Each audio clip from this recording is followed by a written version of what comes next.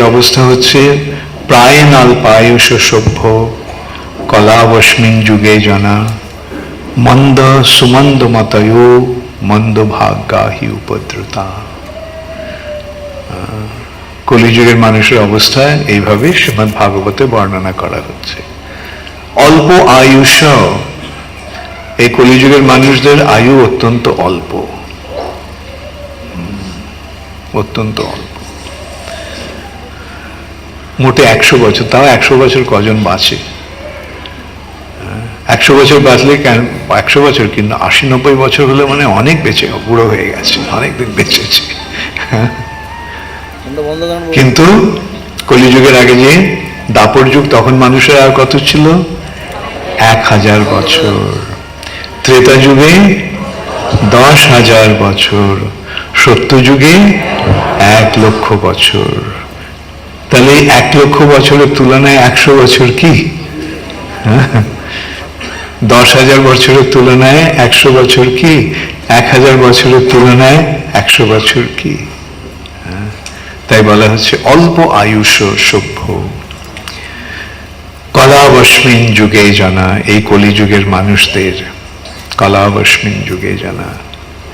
আর তারপরে তার উপর মন্দ, তারা অত্যন্ত অলস, অত্যন্ত অলস। সুমন্দ মতয়, তাদের মতিটাও অত্যন্ত খারাপ। সুমন্দ মতয়, মন্দমতি।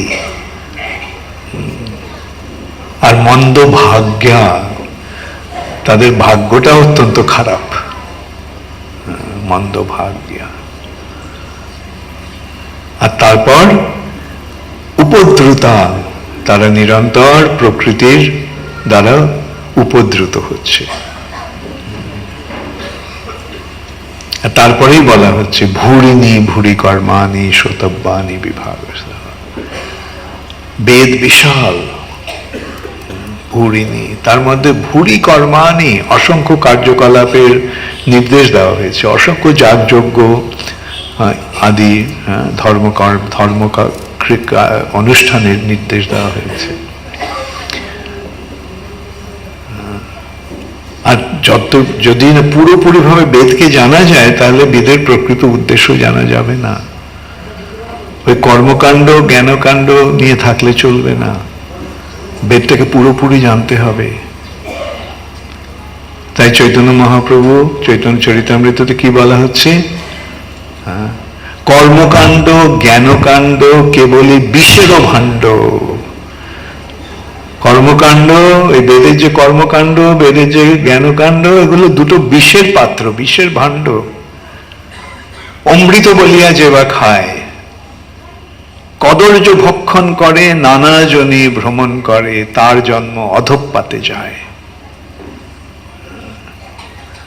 তাহলে এইভাবে আমরা দেখতে পাচ্ছি কর্মকাণ্ড জ্ঞানকাণ্ড, ধর্ম প্রজ্জিত কৈতবত্র, এই সমস্ত আচরণ আছে, এগুলো ঝেঁটিয়ে বিদ্যা করে দাও, বাদ দিয়ে দাও। কৈতবত্র,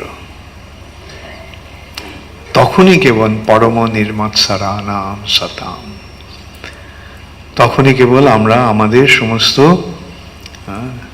রিপুগুলিকে জয় করে আমরা নির্মল হতে পারবো। হৃদয়ের সমস্ত মলগুলো দূরীভূত করে আমরা নির্মল হতে পারবো। এবং তখনই কেবল আমরা ভগবানকে জানতে পারবো। বেদ্য বাস্তব মাত্র বস্তু, মাত্র এই বাস্তব বস্তু কে? নিত্য সত্য কে? শাশ্বত সত্য কে? ভগবান। ভগবানকে তখনই জানা যাবে যখন আমরা এই সমস্ত জাগতিক যে সমস্ত কার্যকলাপ, সেগুলো কর্মমূলকই হোক আর মুক্তি অন্বেষণেই হোক, সেগুলো বাদ দিতে হবে। অর্থাৎ বাদ দিয়ে যখন আমরা ভক্তির পথ অবলম্বন করব, এই কর্মকাণ্ড জ্ঞানকাণ্ডের ঊর্ধ্বে হচ্ছে ভক্তি। এখন এগুলো কে বোঝাবে? কি করে মানুষ বুঝবে? কলিযুগের মানুষ। তাই জন্য ব্যাসদেব কি করলেন? এই বিশাল বেদকে ভাগ করলেন 4 ভাগে। ঋক, সাম, যজু, অথর্ব। তারপরে তিনি দিলেন ইতিহাস, ধর্মশাস্ত্র, বেদ, বেদাঙ্গ, বেদান্ত। দেওয়ার পরেও ব্যাসদেবের মনে যেন শান্তি এলো না, মনে হলো কাজটা যেন পূর্ণ হলো না। তখন নারদ মুনি এসে তাকে বোঝালেন, ব্যাস তুমি তো অনেক কিছু করেছো, কিন্তু ভগবানের কথা তো তুমি বলনি, ভগবানের কথা তো তুমি বলনি। বেদের যে মূল বিষয়, বেদৈশ্চ সর্বৈর অহমেব বেদ্য, সমস্ত বেদের মধ্যে কাকে জানতে হবে, সমস্ত বেদের মাধ্যমে কাকে জানতে হবে, ভগবানকে জানতে হবে। অহমেব বেদ্য, তার কথা তো তুমি বলনি। তখন তিনি শ্রীমদ্ ভাগবত রচনা করার প্রেরণা দিলেন চতুশ্লোকের মাধ্যমে, 4টে শ্লোকের মাধ্যমে। কেবল 4টে শ্লোক দিলেন, আর সেটি তার মাধ্যমে তিনি করলেন, তাকে প্রকাশ করলেন। অহমেবাসমে নান্নাজ্জাৎ সদসৎ পরম। ভগবান নিজে বলছেন, যখন কেউ ছিল না তখন আমি ছিলাম, আর যখন সবকিছু লয় হয়ে যাবে তখন সব কেবল আমিই থাকব। এইভাবে 4টি শ্লোকের মাধ্যমে তিনি এই মূল তত্ত্বটা নারদ মুনি, ব্যাসদেবকে দিলেন নারদ মুনি, এবং সেটাকে তিনি বিস্তার করলেন শ্রীমদ্ ভাগবতে। সেটা তিনি সুখদেবকে শেখালেন। সুখদেব সেটি, সেই সুখদেব পরীক্ষিত মহারাজকে শোনালেন। সেই সভাতে সুত গোস্বামী উপস্থিত ছিলেন। সুত গোস্বামী নৈমিষারণ্যের ঋষিদের সেই কথা শোনালেন, আর সেই কথাটি আবার ব্যাসদেব নিজে লিখে গেলেন।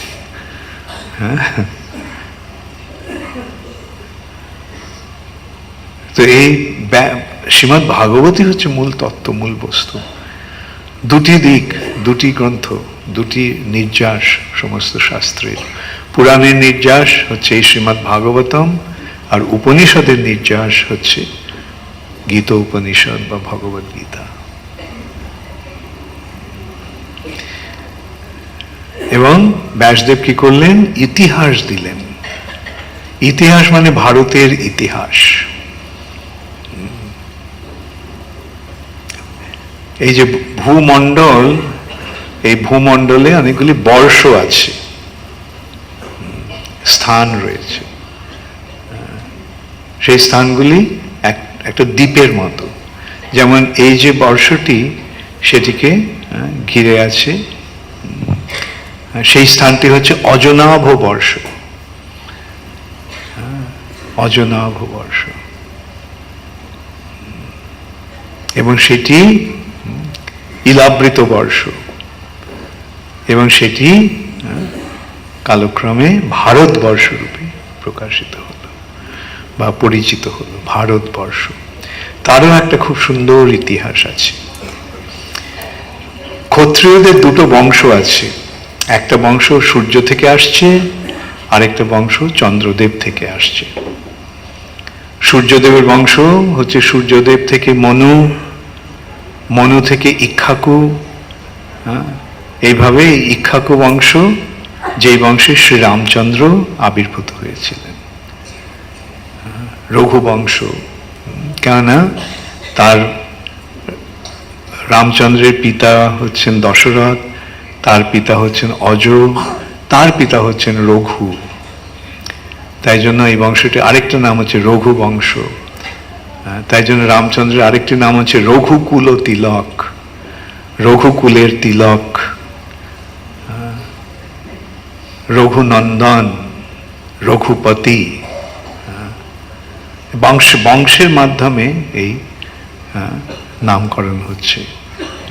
একটি সূর্য বংশ, আরেকটি হচ্ছে চন্দ্র বংশ, চন্দ্রদেব থেকে এই বংশটি এসেছে।